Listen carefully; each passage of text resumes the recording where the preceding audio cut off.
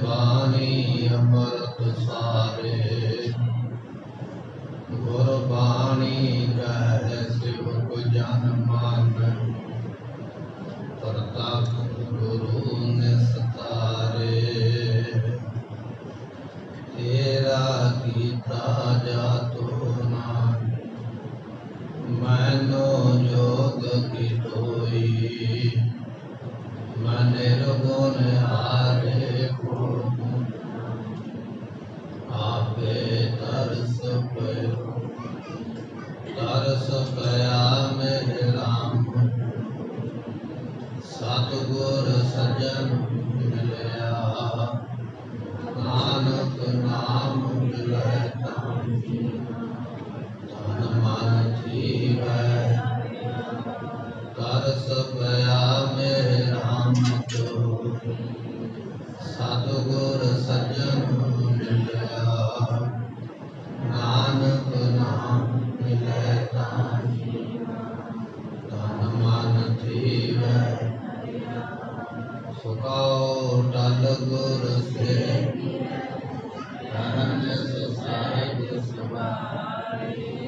दर्शन परसे जन्म मरण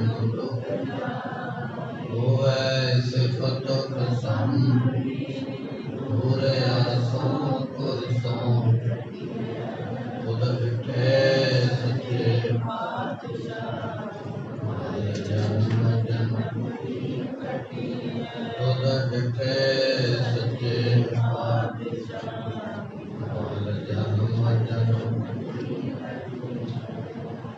सतगुरां दी साजी नवाजी गुरु की संगत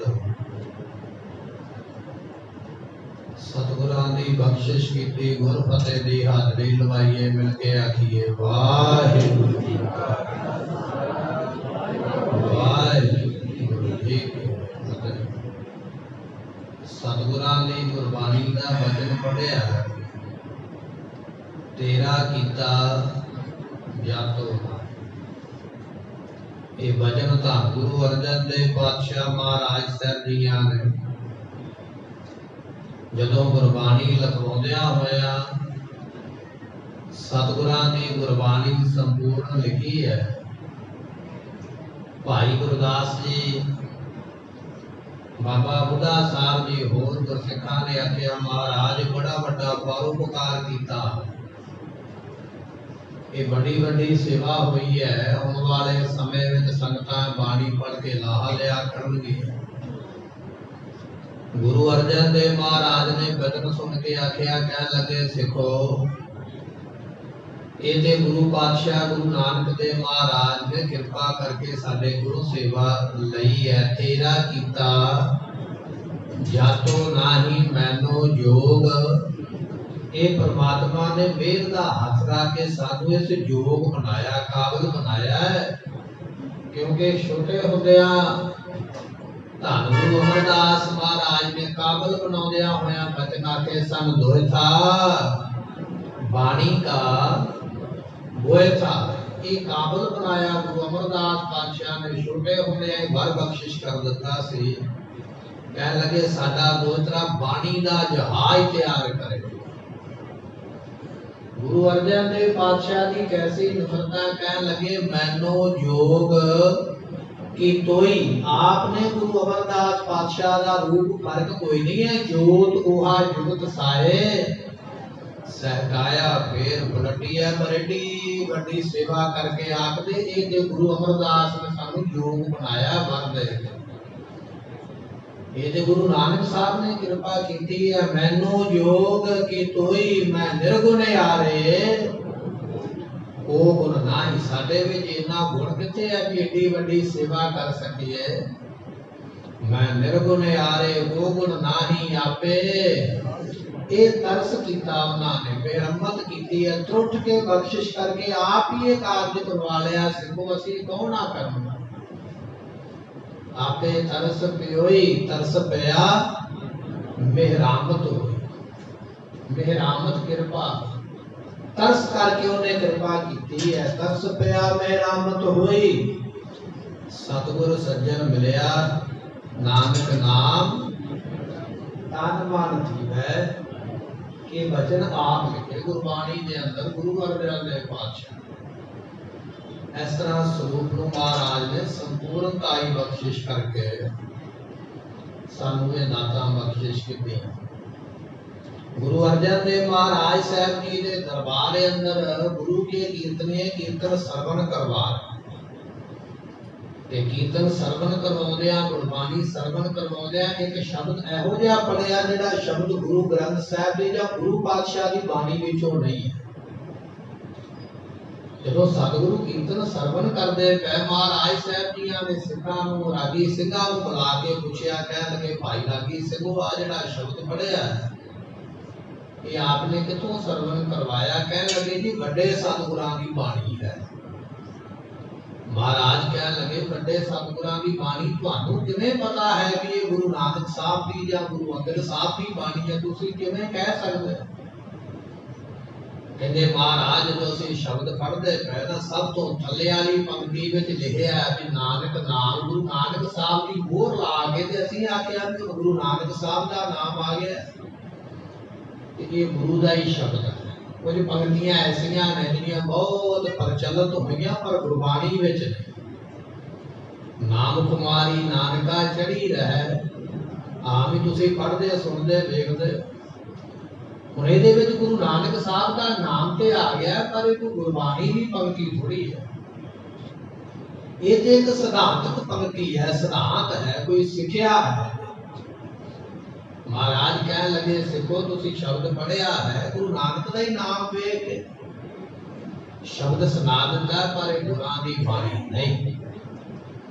रागी सिंघा ने वचन सरवण करके आख्या, कहने लगे महाराज तुसी ये किवें पहचान लिया है कि ये सतगुरां दी बाणी नहीं? तो गुरु अर्जन देव पातशाह ने जिहड़े वचन कहे भाई संतोख सिंह ने लिखे सूरज प्रताप जिहड़ा ग्रंथ है ना उहदे अंदर लिखे। वैसे बहुते लोग तो यह गल कहते भी ये कथा कहानी एवं मिथ्या ही एवं लिखिया ग्रंथ कोई लाभ नहीं है, किंतु परंतु करना बड़ा सौखा। कलम चुक के एक अखर लिखना बड़ा औखा है।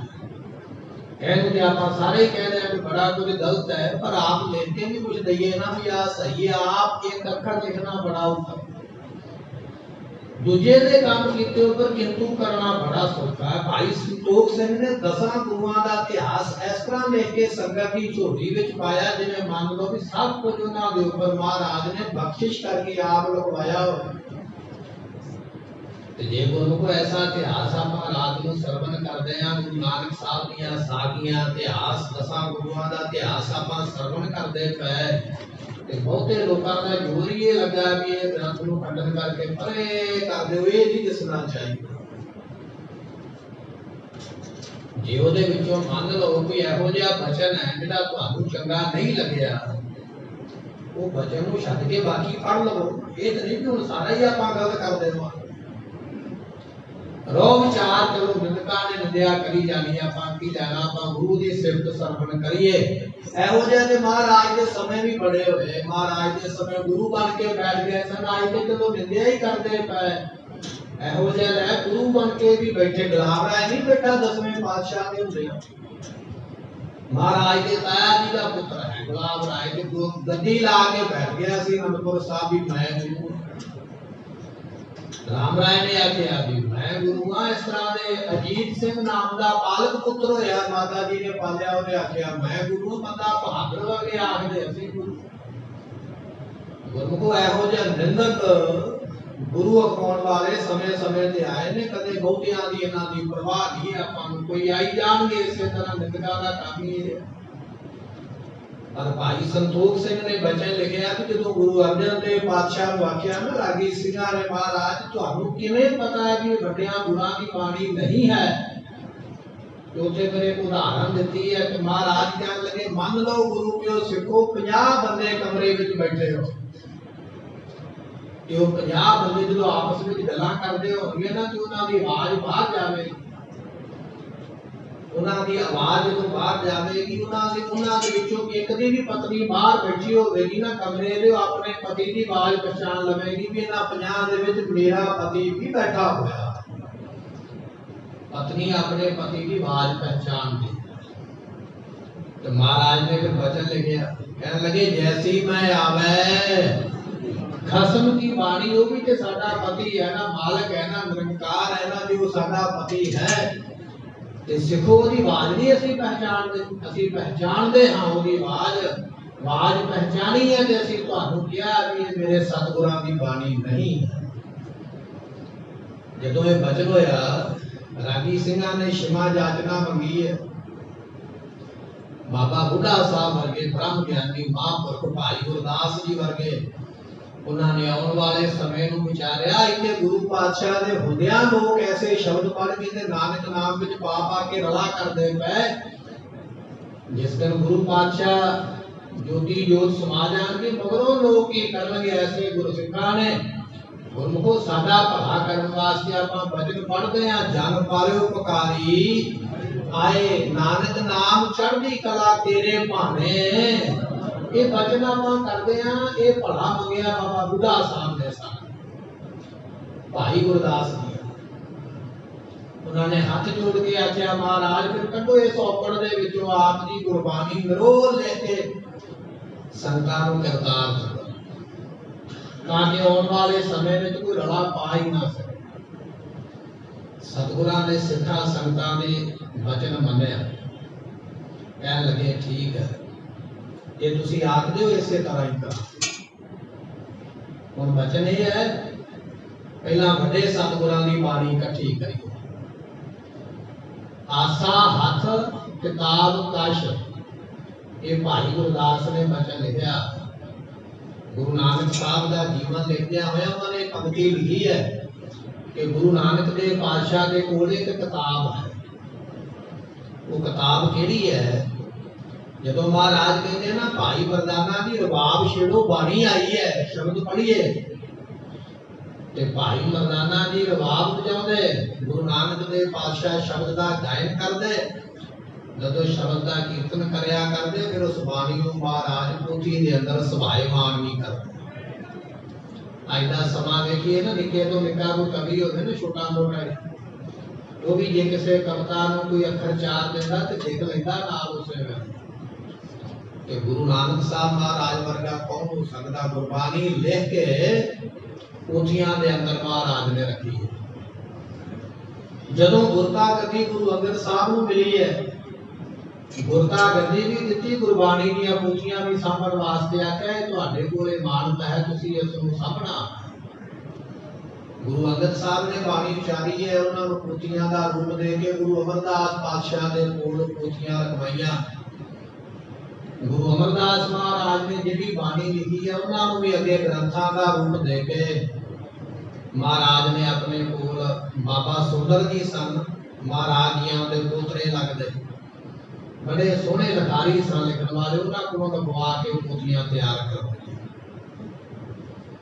इस तरह वड्डियां सतगुरां दी बाणी जिहड़ी है पोथियां दे विच दर्ज हो के गोइंदवाल की धरती ते गुरु अमरदास पातशाह महाराज का परवान रहिंदा है। कि महाराज के बड़े पुत्र का नाम बाबा मोहन है, उन्हां दे कोलों पोथियां सभायमान रहिंदियां। ते गुरु अर्जन देव पातशाह कहते बाणी लिखवाउण तो पहला आपां सतगुरां दी बाणी इकट्ठी करिए। बाणी इकट्ठी करने वास्ते महाराज ने हुक्मनामे लिखे, चिट्ठियां लिखियां, दूर दूर तक संगतां चिट्ठी विच वचन लिखिया। महाराज ने कहन लगे संगत जी, गुरु नानक साहब पातशाह की बाणी का किसी भी गुरु पातशाह की बाणी का जे शब्द तुहाडे कोल कोई पिया, जिथे महाराज ने किते उपदेश दिता, किसी ने गुरबाणी देख के रख ली है, कृपा करके वो बाणी का शब्द साडे कोल लैके आओ। असी उस बाणी की केवल लिखत ही लवांगे ते तुहाडे शब्द लिखिया होया तुहानू वापस कर देंगे, तुहाडी इमानत रखांगे नहीं। असी कोल केवल ओदी नकल ही सानू चाहिदी है, बाकी तुहानू मोड़ देंगे, और गुरु घर वालों बख्शिशां भी करांगे। बेअंत संगतां जिन्हां दे कोल गुरबाणी कुछ पत्रियां दे उपर लिखी हुई और लैके गुरु अर्जन देव पातशाह कोल पहुंचे। इन्हां दे विच एक हरिदास, हरिलाल ते कृष्ण लाल नाम दे दो पंडित सन, काशी दे रहण वाले। इन्हां दे कोल भी 4 श्लोक सन गुरु नानक देव पातशाह दे। पढ़ पुस्तक संध्या बादन सिर पूजिस बगल समाधगे पढ़ते हैं ना ਆਪਾਂ 4 श्लोक ਇਹ ਲੈ ਕੇ ਗੁਰੂ ਅਰਜਨ ਦੇਵ ਪਾਤਸ਼ਾਹ ਕੋਲ ਆਏ ਆ ਕੇ ਬੇਨਤੀ ਕਰਦੇ ਮਹਾਰਾਜ ਜੀ ਸਾਡੇ ਦਾਦੇ ਨੂੰ ਮਹਾਰਾਜ ਨੇ ਇਹ 4 ਸ਼ਲੋਕ ਬਖਸ਼ ਕੇ ਤੇ ਸ਼ਾਂਤੀ ਬਖਸ਼ਿਸ਼ ਕੀਤੀ ਸੀ ਪੜਿਆ ਬਹੁਤ ਸੀ ਸਾਡਾ ਦਾਦਾ ਵਿਦਵਾਨ ਬੜਾ ਵੱਡਾ ਹੈ ਮਨ ਨੂੰ ਸ਼ਾਂਤੀ ਨਹੀਂ ਸੀ ਮਿਲਦੀ ਗੁਰੂ ਨਾਨਕ ਦੇਵ ਪਾਤਸ਼ਾਹ ਦੇ ਚਰਨਾਂ ਵਿੱਚ ਬੇਨਤੀ ਕਰਕੇ ਬਖਸ਼ਾਉਣ ਵਾਸਤੇ ਉਸਨੇ ਆਖਿਆ ਸੀ ਤੇ ਫਿਰ ਇਹ 4 ਸ਼ਲੋਕ ਮਹਾਰਾਜ ਨੇ ਰਚ ਕੇ ਸਾਡੇ ਦਾਦੇ ਨੂੰ ਸ਼ਾਂਤੀ ਦਿੱਤੀ ਉਹਦਾ ਨਾਮ ਹੈ ਗੋਪਾਲ ਦੱਤ ਬ੍ਰਾਹਮਣ ਪੜਿਆ ਹੋਇਆ ਵਿਦਵਾਨ ਤੇ ਗੁਰਮੁਖੋ ਇਹਦੀ ਵਿਦਵਤਾ ਦਾ ਇਥੋਂ ਪਤਾ ਲੱਗਦਾ ਹੈ ਇਹਨੇ ਗ੍ਰੰਥ ਪੜ੍ਹ ਕੇ ਇੰਨੀ ਵਿਦਿਆ ਲਈ ਸੀ ਵੀ ਇਹਨੂੰ ਪਹਿਲਾਂ ਪਤਾ ਲੱਗ ਗਿਆ ਸੀ ਵੀ ਕਲਯੁਗ ਦੇ ਵਿੱਚ ਗੁਰੂ ਨਾਨਕ ਸਾਹਿਬ ਨੇ ਅਵਤਾਰ ਲੈ ਕੇ ਆਉਣਾ ਇਹਨੇ ਵੀ ਆਪਣਾ ਨਾਮ ਗੁਰੂ ਨਾਨਕ ਰਖਵਾਇਆ कि दुनिया ਨੂੰ ਭੁਲੇਖਾ ਪਵੇ ਵੀ ਮੈਂ ਆ ਉਹ ਜਿਹੜਾ ਅਵਤਾਰ ਉਹਨਾਂ ਲੋਕ ਮੈਨੂੰ ਮੱਥਾ ਟੇਕਣ ਮੇਰੀ ਪੂਜਾ ਕਰਨ ਨਾਮ ਰਖਵਾ ਕੇ ਪਿਤਾ ਵੇਖੋ ਗ੍ਰੰਥ ਵਿੱਚ ਮੇਰਾ ਨਾਮ ਲਿਖੋ ਭੁਲਖਤ ਪੁਰਾਣ ਨਾਮ ਦਾ 18 ਪੁਰਾਣਾਂ ਦੇ ਵਿੱਚੋਂ ਇੱਕ ਪੁਰਾਣ ਹੈ ਨਾਮ ਹੈ ਭੁਲਖਤ ਪੁਰਾਣ ਉਹਦੇ ਵਿੱਚ ਗੁਰੂ ਨਾਨਕ ਸਾਹਿਬ ਦੇ ਨਾਮ ਦਾ ਜ਼ਿਕਰ ਹੈ ਗੁਰੂ ਗ੍ਰੰਥ ਸਾਹਿਬ ਪਾਤਸ਼ਾਹ ਦੇ ਨਾਮ ਦਾ ਜ਼ਿਕਰ ਲੋਕਾਂ ਦੇ ਅੱਗੇ ਗ੍ਰੰਥ ਕਰ ਦਿੰਦਾ ਵੇਖੋ ਮੇਰਾ ਨਾਮ ਲਿਖੇ ਜਿਹੜਾ ਅਵਤਾਰ ਬਣਾਉਂਦਾ ਹੈ कि जदों गुरु नानक देव पातशाह गए ना काशीपुरी के अंदर सुक्का होया एक बाग है महाराज उस बाग दे विच बैठे पातशाह दे चरण पौंदियां सूके हरे की एक निर्वाह गुरबानी दा वचन है बाग महाराज दे चरण पौंदियां हरिया हो गया ते संगतां आ गईयां भी ऐसा कोई बड़ा साधु आया जिहदे चरण पाउण दे नाल बाग हरिया हो गया जदों संगतां दा इकट्ठ हो गया ते लोकी गल्लां करन लग पए भी नाम ते गुरु नानक साहब इन्हां दा ਸਾਡੇ ਕੋਲ ਇੱਕ ਵਿਦਵਾਨ ਕਹਿੰਦਾ ਵੀ ਮੇਰਾ ਨਾਮ ਗੁਰੂ ਨਾਨਕ ਸਾਹਿਬ ਹੈ ਜਦੋਂ ਇਸ ਵਿਦਵਾਨ ਨੂੰ ਪਤਾ ਲੱਗਾ ਤੇ ਗੁੱਸਾ ਤੇ ਆਵੇਗਾ ਨਾ ਜਦੋਂ ਨਕਲੀ ਬੰਦੇ ਦੀ ਨਕਲ ਫੜੀ ਜਾਵੇ ਉਹਨੂੰ ਗੁੱਸਾ ਆਇਆ ਵੀ ਇਹ ਕਿਹੜਾ ਹੈ ਜਿਹੜਾ ਮੇਰਾ ਕੰਮ ਖਰਾਬ ਕਰਨ ਵਾਸਤੇ ਆ ਗਿਆ ਉਹ ਮਹਾਰਾਜ ਦੇ ਕੋਲ ਭੱਜਾ ਹੈ ਹੁਣ ਦੁਨੀਆ ਦੇ ਸਾਹਮਣੇ ਆਪਣੇ ਆਪ ਨੂੰ ਸੱਚਾ ਕਰਨ ਵਾਸਤੇ ਗੁਰੂ ਨਾਨਕ ਸਾਹਿਬ ਨੂੰ ਝੂਠਾ ਕਰਨ ਵਾਸਤੇ ਇਹਨਾਂ ਗੱਲਾਂ ਚਰਚਾ ਕਰੋ विद्वान बंदे को अपनी विद्वता का अहंकार होता भी मेरे वर्गी विद्वता किसे को विद्या का अहंकार से भी अनपढ़ साधु होणगे मैं ग्रंथ पढ़िया चर्चा कर नहीं सकणगे बिना डंका बजे गुरु नानक साहब बादशाह चुप रहे दूजी वारी आखदा तीजी वारी आखदा जदों बार-बार आखदा चर्चा करो ते विद्वानां ने वचन लिखे आ भी उत्ते एक कुत्ता जिहदे प्राण निकल चुके ने महाराज ने स्वभाव की आज्ञा कहने लगे तेरा जात भाई आया उठ के चर्चा कर जदों इन्हां वचन सुनिया तो ब्राह्मण को बड़ा ही गुस्सा लगा भी मैं ब्राह्मण विद्वान ग्रंथ पढ़िया ते कुत्ते नूं जात भाई आख्या महाराज मेरा तो बड़ा बहादुर हो गया इस तो पहला कि गुस्से दे नाल कुछ भजन करदा कुछ लड़दा कहने लगे उस कुत्ते ने इसनूं सोझी दिंदे आख्या कहने लगा लड़ना तू नकली नाम रखाया है असली गुरु नानक ये ने इन्हां दी मेरे ऊपर दृष्टि पई है मेरी कुत्ते दी जून छुट गई है इन्हां दे चरण फड़ ला तेरा भला हो जाएगा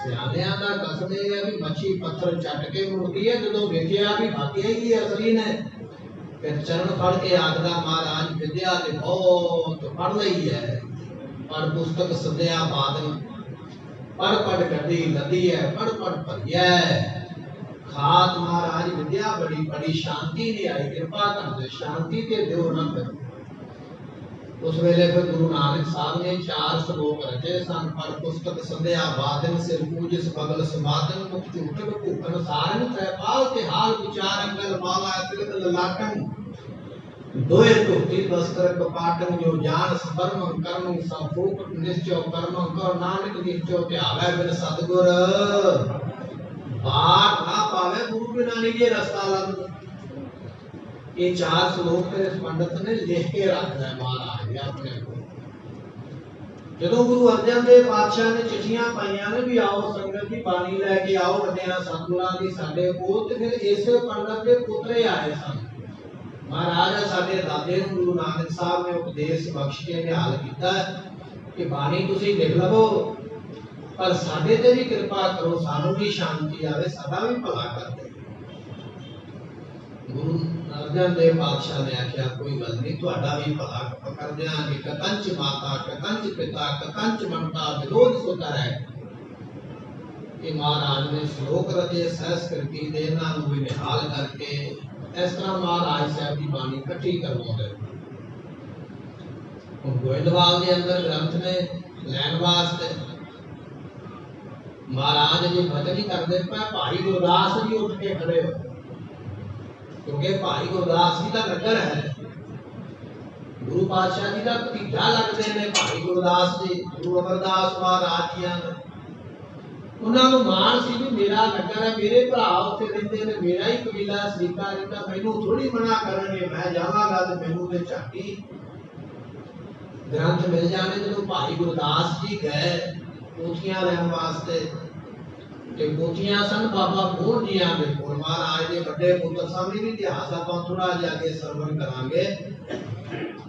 भाई गुरदास जी कुछ दिन बैठे रहे, रोज आते बाबा मोहन जी को मिलने वास्ते, वो समाधि लगी होती मुड़ आउंदे, फिर जाते, फिर समाधि लगी है मुड़ आउंदे, खाली हथी वापस आ गए।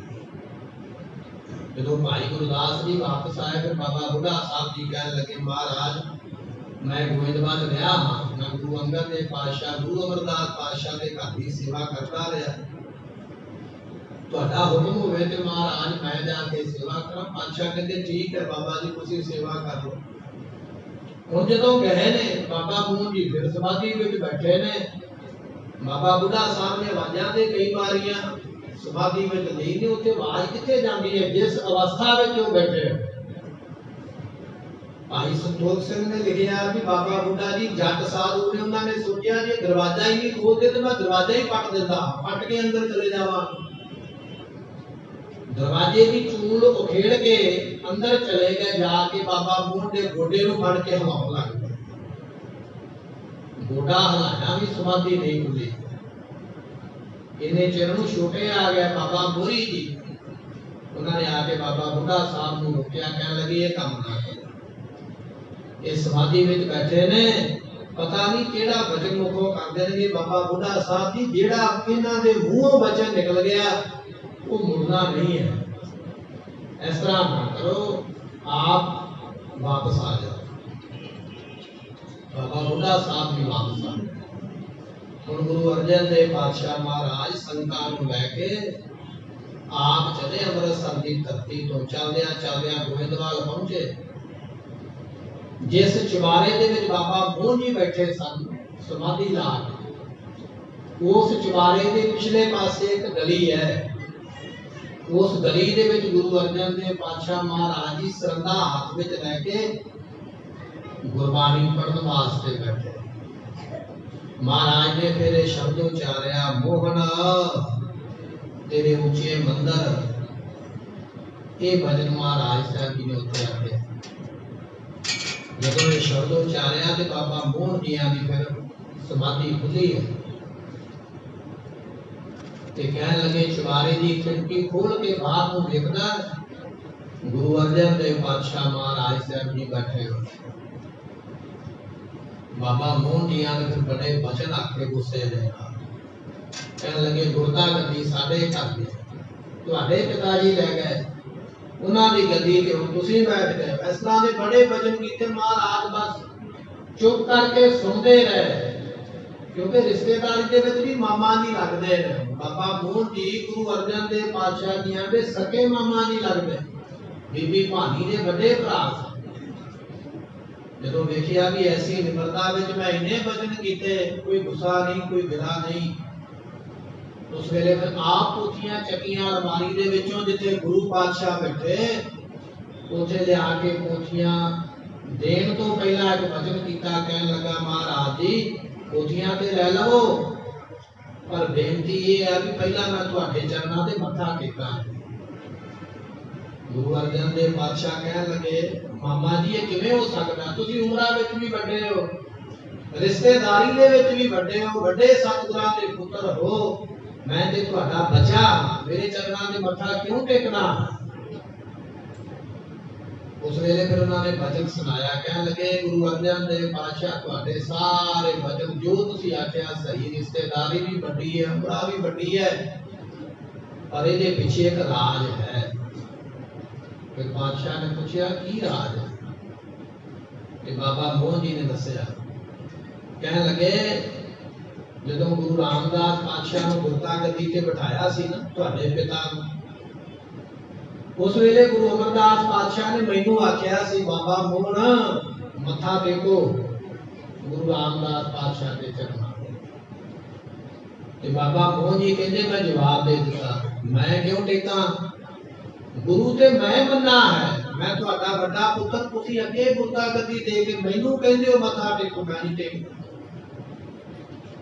फिर महाराज जी ने बाबा मोहरी जी नूं आख्या, पर मोहरी जी ने उसे वेले मत्था टेकदा। मोहरी पुत सन्मुख होया रामदास पैरी पाए।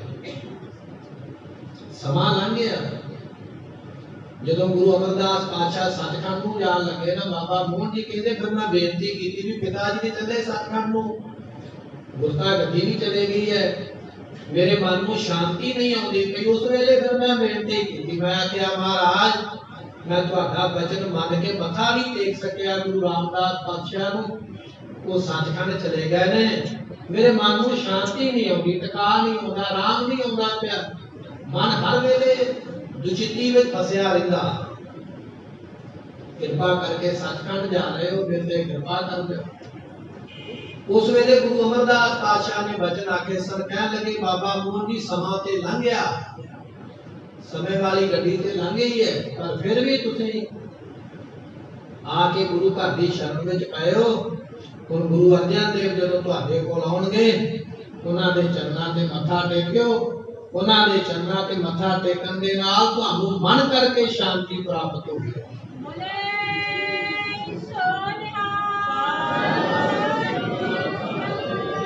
वचन आया अज महाराज, वो वचन तुसीं पूरा करने वास्ते मेरे घर पोथियां लैण आए हो, पोथियां ते ले जाओ और चरणां ते महाराज मत्था टेक लैण। सतगुरु कहण लगे हो ते तुसीं वड्डे, पर हुण वचन वड्डे सतगुरां दा असीं मोड़ नहीं सकदे।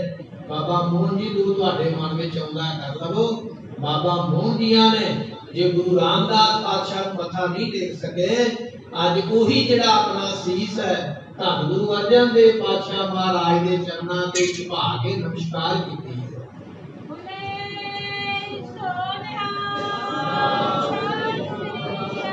चरणां ते मत्था टेकदे गए, मन नूं इन्ना आनंद आया, इन्नी शांति आई है, मन टिकिया। महाराज ने पोथियां पालकी साहब दे विच विराजमान कीतियां ते फिर महाराज गोइंदवाल को चले। इतिहासकारां दा वचन यह है कि महाराज जो गोइंदवाल को चले सन, महाराज ने चरणां विच जोड़ा नहीं पाया ते हाथ विच चौर फड़िया। महाराज साहब ने पालकी दे विच चौर करदे, वो पालकी साहब तुसीं गोइंदवाल साहब जाओगे दर्शन करने वास्ते, उस पालकी का ददारा भी आप कर पाओगे जिहदे विच महाराज साहब जी पोथियां लैके चले सन। इथों फिर महाराज खडूर साहब पहुंचे। इथों दियां भी कई साखियां ने, पर अपने को समा सीमित है, 12:15 बजे समाप्ति है समय की, इस करके इथों फिर चल के महाराज साहब जी अमृतसर पहुंच गए। जदों आप श्री अमृतसर साहब मत्था टेकण जाते हैं, लंगर हाल वाले पासे जो आप दर्शनी ड्यूटी लंघते हैं, सामने एक थड़ा साहब बनया होया, उसनूं 8 सच घाट कहा जाता है। सब तो पहला लिजा के पोथियां उस जगह के ऊपर विराजमान कीतियां गुरु अर्जन देव पातशाह। बाबा बुढ़ा साहब भाई गुरदास और बेअंत सिखां नूं आख्या सारी रात इत्थे बैठ के गुरबाणी दा कीर्तन करदे रहो। संगतां सारी रात उस जगह पे बैठ के गुरबाणी के शब्द पढ़दियां रही। अगला दिन चढ़िया, महाराज ने बुलाया सिखां नूं, कह लगे बड़ी एकांत की जगह देखो, उठे बैठ के आप गुरबाणी लिखवाई। गुरमुखो इतिहास दी साखियां बड़ियां ने, बेनती फिर वही है भी समा सीमित होने करके जिथे अज गुरुद्वारा साहब रामसर बनया होया, जिथे अज गुरु ग्रंथ साहब पातशाह के स्वरूप लिखे जाते हैं, ये वो जगह है ਜਿਹੜੀ ਜਗ੍ਹਾ ਮਹਾਰਾਜ ਨੂੰ ਪਸੰਦ ਆਈ ਹੈ। ਇੱਥੇ ਫਿਰ ਮਹਾਰਾਜ ਨੇ ਤੰਬੂ ਲਗਵਾ ਕੇ ਤਿਆਰੀ ਕਰਕੇ ਭਾਈ ਗੁਰਦਾਸ ਜੀਆਂ ਨੂੰ ਲਖਾਰੀ ਲਾ ਕੇ ਮਹਾਰਾਜ ਸਾਹਿਬ ਜੀ ਬਾਣੀ ਲਿਖਵਾਉਂਦੇ। ਅੰਮ੍ਰਿਤ ਵੇਲੇ ਦਾ ਸਮਾਂ ਮਹਾਰਾਜ ਸਾਹਿਬ ਜੀ ਬਾਣੀ ਲਿਖਣ ਦੇ ਵਿੱਚ ਲਾਉਂਦੇ। ਦੁਪਹਿਰ ਦਾ ਕੋਈ ਸਮਾਂ ਮਹਾਰਾਜ ਆਰਾਮ ਕਰਦੇ ਅਤੇ ਇਸੇ ਤਰ੍ਹਾਂ ਫਿਰ ਸੰਗਤਾਂ ਨੂੰ ਵਚਨ ਕੀਤਾ, ਸੰਗਤ ਜੀ ਅਸੀਂ ਬਾਣੀ ਲਿਖਵਾਉਂਦੇ ਹਾਂ, ਸੰਗਤਾਂ ਆਉਣ, ਸ੍ਰੀ ਹਰਿਮੰਦਰ ਸਾਹਿਬ ਦਾ ਦੀਦਾਰਾ ਕਰਨ, ਕੀਰਤਨ ਗੁਰਬਾਣੀ ਨੂੰ ਸਰਵਨ ਕਰਨ, ਸੇਵਾ ਕਰਨ ਤੇ ਆਪੋ ਆਪਣੇ ਨਗਰਾਂ ਨੂੰ ਜਾਣ। ਸਾਡੇ ਕੋਲ ਉਹਨਾਂ ਸਮਾਂ ਸੰਗਤ ਨਾ ਆਵੇ ਜਿੰਨਾ ਚਿਰ ਅਸੀਂ ਬਾਣੀ ਲਿਖਾਉਂਦੇ ਪਏ। ਇਸ ਤਰ੍ਹਾਂ ਕਰਦੇ ਆ ਮਹਾਰਾਜ ਨੇ ਬਾਣੀ ਲਿਖਵਾਈ। 30 ਰਾਗਾਂ ਦੇ ਵਿੱਚ ਗੁਰੂ ਅਰਜਨ ਦੇਵ ਪਾਤਸ਼ਾਹ ਨੇ ਬਾਣੀ ਲਿਖਵਾਈ ਹੈ। ਬਾਣੀ ਦੀ ਤਰਤੀਬ ਇਸ ਤਰ੍ਹਾਂ ਬਣਾਈ ਹੈ, ਪਹਿਲਾਂ ਗੁਰੂ ਨਾਨਕ ਸਾਹਿਬ ਦੀ ਬਾਣੀ, ਫਿਰ ਗੁਰੂ ਅੰਗਦ ਸਾਹਿਬ, ਫਿਰ ਗੁਰੂ ਅਮਰਦਾਸ ਪਾਤਸ਼ਾਹ, ਫਿਰ ਗੁਰੂ ਰਾਮਦਾਸ ਮਹਾਰਾਜ ਜੀ और फिर गुरु अर्जन देव पातशाह की बाणी लिखी जाती। फिर अगे जिवें शंत आ जाते या अष्टपदियां आ जांदियां, फिर वड्डियां सतगुरां की पहला बाणी, फिर उस तरह बारी बारी महाराज की बाणी लिखवा के राग संपूर्ण करते। राग संपूर्ण हो जाता है, फिर भगतां की बाणी महाराज लिखवाते। कईयां विद्वानां दा वचन यह है कि भगतां दी बाणी पोथियां तो महाराज दर्ज करवाउंदे। संप्रदाय विचार जिहड़ी वो ये है कि भगत जिहड़े सानू महाराज दे कोल आउंदे सन आप आपको अपनी बाणी लिखवाउण वास्ते ते महाराज साहब जी उस बाणी नूं लिखदे सन। जदों शब्द पूरा हो जांदा फिर उस भगत दा नाम लिखिया जांदा। उस वेले भाई गुरदास जी ने पूछ लिया, महाराज अगे ते आप नानक के नाम लिखवाउंदे हो, कदे कबीर साहब दा नाम, कदे नामदेव भगत जी दा नाम लिखवाउंदे हो, इहदे बारे भी थोड़ा जिहा महाराज चानना पा दिओ। पातशाह कहंदे कल नूं समय तो पहला आ जाओ भाई गुरदास जी, तुहाडे मन दा शंका दूर कर दिआं। अगले दिन भाई गुरदास जी समय तो पहला ही अमृत वेले पहुंच गए। जाके की वेखदे, गुरु अर्जन देव पातशाह महाराज जी दे कोल पवित्र रूहां भगत जन जिहड़े ने बाणी लिखवाउण वास्ते चौकड़ा मार के महाराज दे कोल बैठे। सतगुरां ने ददारा करवाया, कहने लगे भाई गुरदास जी ये गुरमुख महापुरख ने जिन्हां ने जीवन कमा के ये बाणी अपनी अपनी दर्ज करवाउंदे पए। बाणी असीं इन्हां दी लिख के नीचे कूच करे, मेरा गोबिंद काहू ते ना डरै, गरीब नवाज गुसैया मेरा माथे शक्र करे, जसदा शक्र बख्शिश करदे पे। इस तरह फिर भगतां दी बाणी महाराज ने लिखवाई। भगतां दी बाणी तो बाद विच सत्ता बलवंडा, पिछे आपां लड़ीवार कथा दे अंदर वचन सरवण कीते सन। ये रागी सन महाराज दे घर दे, इसे गलों महाराज नाल नाराज हो के इन्होंने माड़े वचन कहे इन्हां दे शरीरां उपर कोड़ हो गया। उस वेले गले इन्हां दे फट गए। जदों अपनी गलती का एहसास होया फिर महाराज साहब जी की शरण में आए। भाई लद्दा जी को लैके बख्शा दिओ महाराज दे कोलों। उस वेले गुरु अर्जन देव पातशाह ने कोलों माफी मंगी है। महाराज कहन लगे हुण सिफत करो सतगुरां दी, जिवें जिवें सिफत करोगे गुरबाणी शब्द लिखवाओगे तुहाडा कोड़ दा रोग ठीक हो जाएगा। जदों ये वचन आख्या सत्ता बलवंडा ने हाथ जोड़ के आख्या, महाराज साडे विच इन्नी क्षमता कित्थे है, इन्नी ताकत किवें भी असीं बाणी रख सकीए। इतिहासकार कहंदे ने महाराज ने अपने हत्थां विच कलम लैके इन्हां दी जुबान दे उपर कलम फेर के आख्या, लो तुहानूं ये भी बख्शिश कर दित्ती, तुसीं गुरबाणी रचण दे समर्थ हो गए हो। ये वचन कीते। उस वेले भाई सत्ता जी, भाई बलवंडा जी ने गुरु नानक साहब की सिफत, गुरु अंगद साहब, गुरु अमरदास, गुरु रामदास, गुरु अर्जन देव पातशाह महाराज की सिफत लेके राय बलवंडे की वार आपां पढ़दे हां, जिसनूं कुश्ती वार भी कहा जाता। भी अज भी जे संगतां भावना दे नाल उस वार का पाठ करदियां ते कोड़ियां दे कोड़ अज भी कटे जा रहे।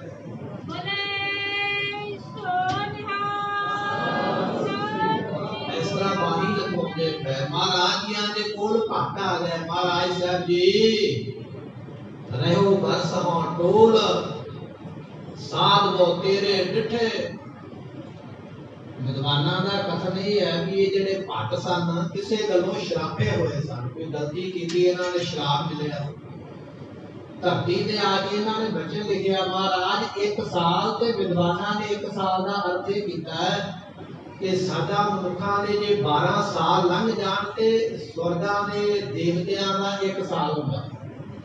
उन्होंने अपना 1 साल लिखा कि महाराज 12 साल असीं धरती का चक्कर ला के कदे पंडितां कोल गए, सन्यासियां कोल गए, साधुआं दे कोल गए, पर जिहदे कोल भी गए ना महाराज असीं की लिखिया सब ईर्खा दे भांबड़ी मचदे करू तो लगदे भी संत ने, पंडित ने, सन्यासी ने, पर अंदरों एक दूजे नाल ईर्खा भरी हुई।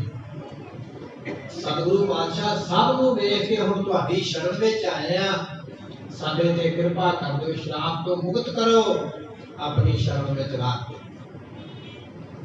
उस वेले गुरु अर्जन देव पातशाह महाराज ने आख्या सिफत करो महाराज दी, तुहानू दात मिलेगी। फिर उन्होंने भट्टां ने सिफत महाराज दी लिखवाई है, जिन्हों आपां भट्टां दे सुरईए आखदे हां। इस तरह बाणी लिखवाउंदियां महाराज साहब जियां ने फिर अगे जाके बचन लिखिया तेरा कीता मैनू जोग मैं निर्गुण यारे, आपे तरस तरस पया सतगुर सज्जन, नानक नाम तन मन थीवै।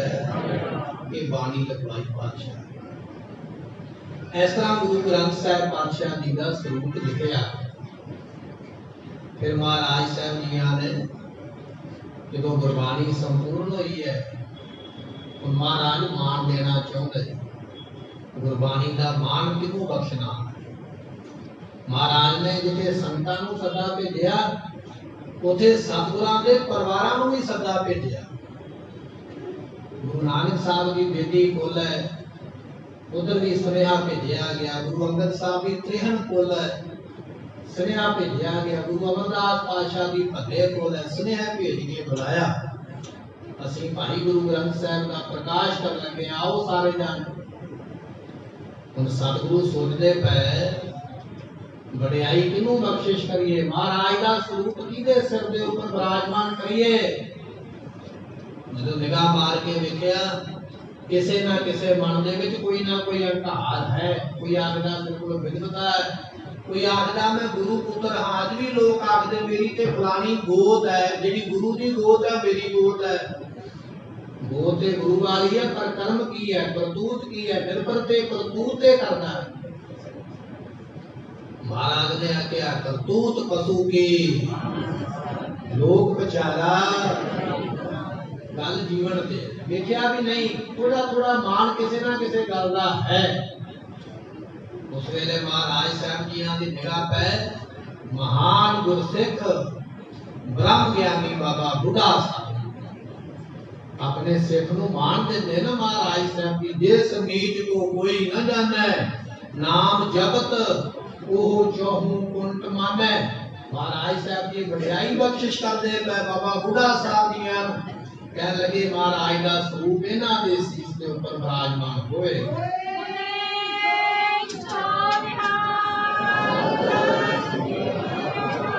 बाबा बुढ़ा साहब जी उस वेले वचन मान के कमर कसा करके महाराज की हजूरी विच होए। पातशाह जी का पवित्र स्वरूप बाबा बुढ़ा साहब जी के सीस के ऊपर सुभायमान होया।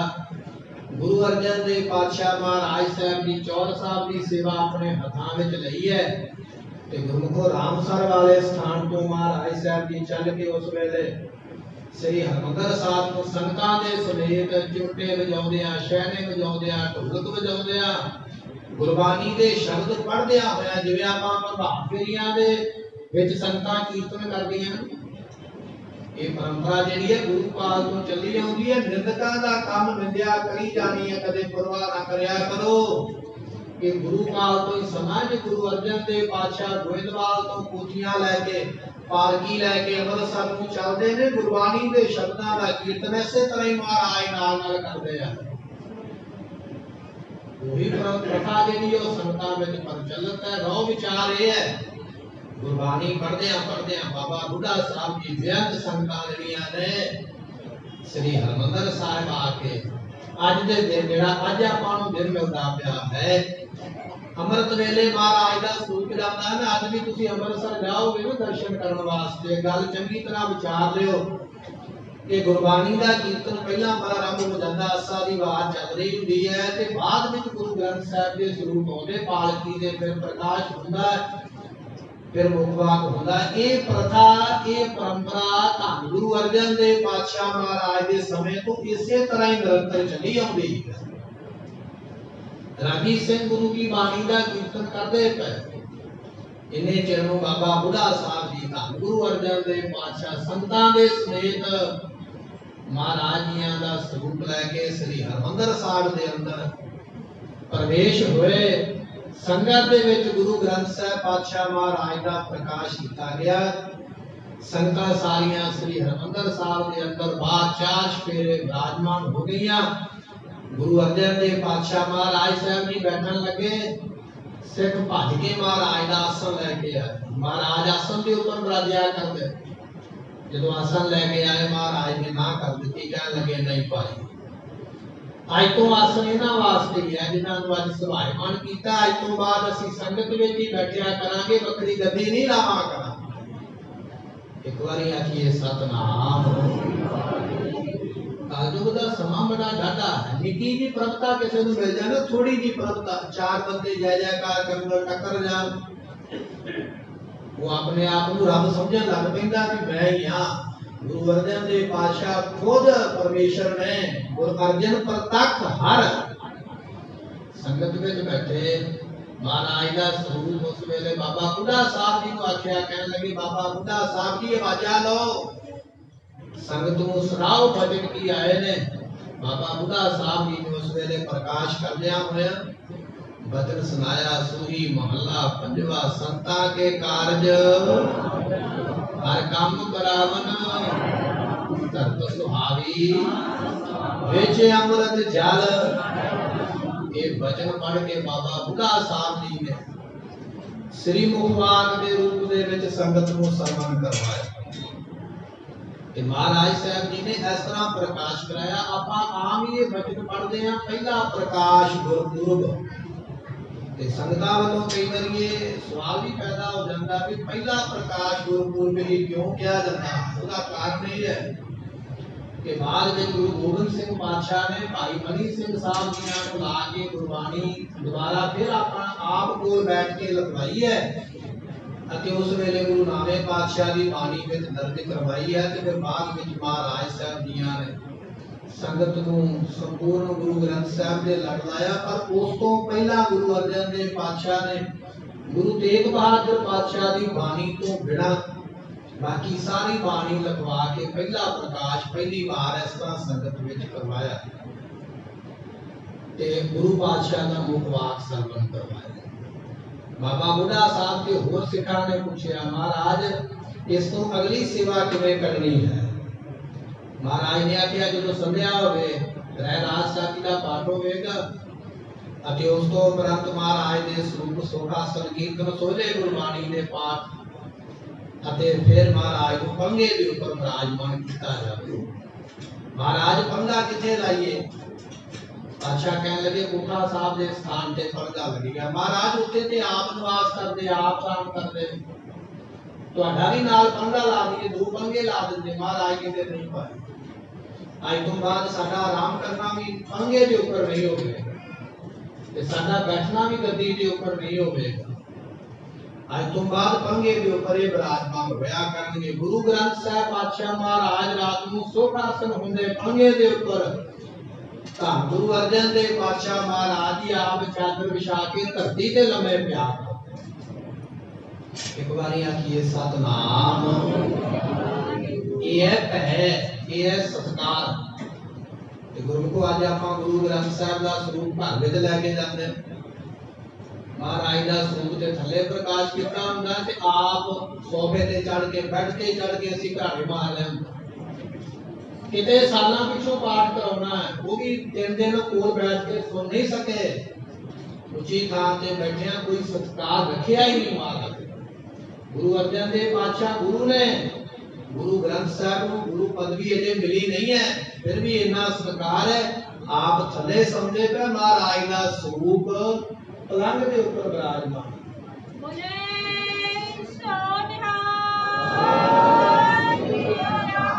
बचन महाराज ने आंदा जिन पै अदबना बानी धारा जानो सो सिख नहीं हमारा। जे तू सिख ही ना रहा गुरु क्या सिखा ते फिर तेनू मुक्ति भी नहीं हो मिलती। मुक्ति तां मिलती है जे तू सिख बनेगा गुरु वाला बनेगा।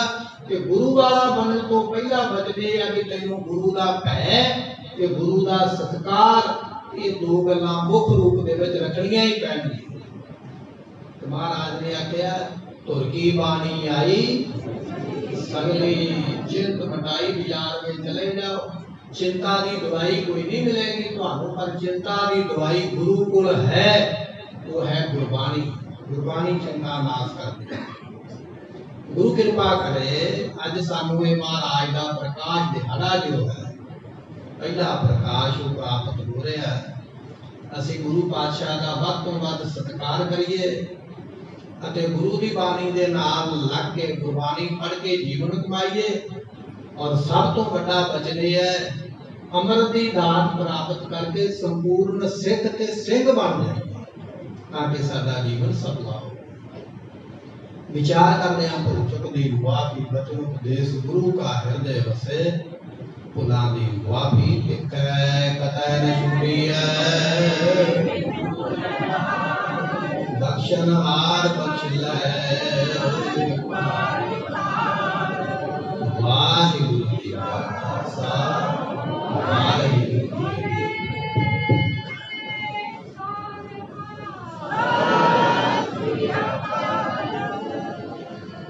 वाहिगुरु जी का खालसा वाहिगुरु जी की फतेह।